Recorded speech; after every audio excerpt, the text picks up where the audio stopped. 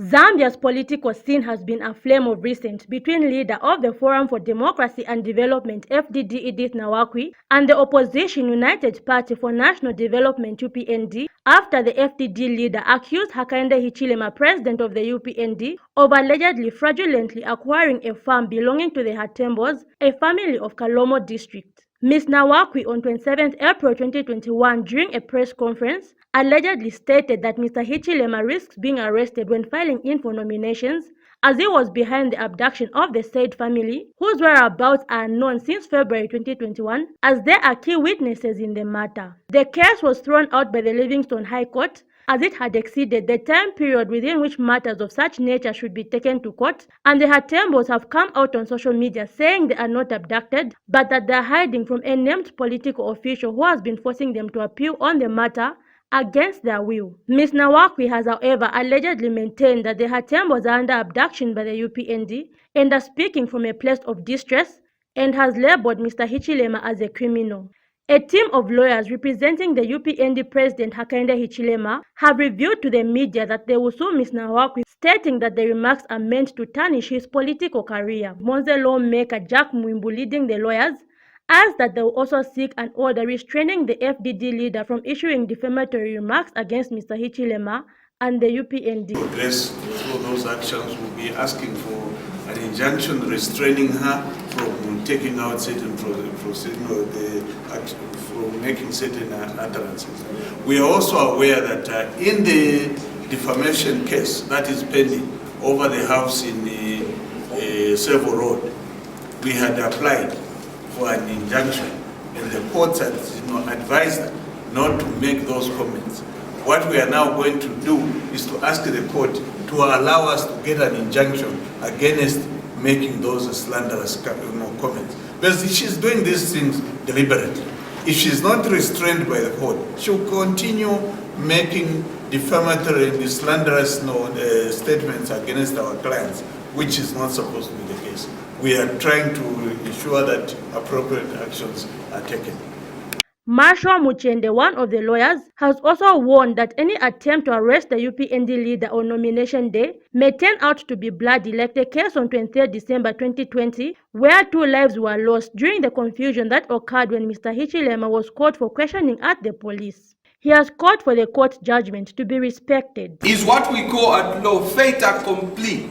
This case is finished. This case is water under the bridge. And if Nawakwi continues running her mouth with regards to this case, for me, it's a sign that she's gone non-compos mentis. Zipporah Moshala, Movie TV News, Lusaka.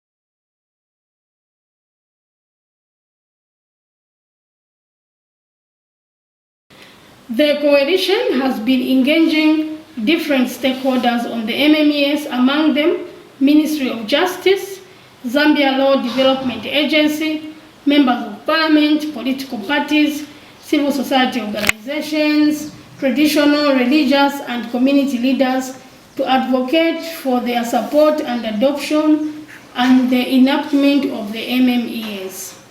As you might recall, there have been several attempts in Zambia to revise the electoral system, including the Muumba Constitution Review Commission, the Political Parties Bill in 2017 and Bill 10 in 2020.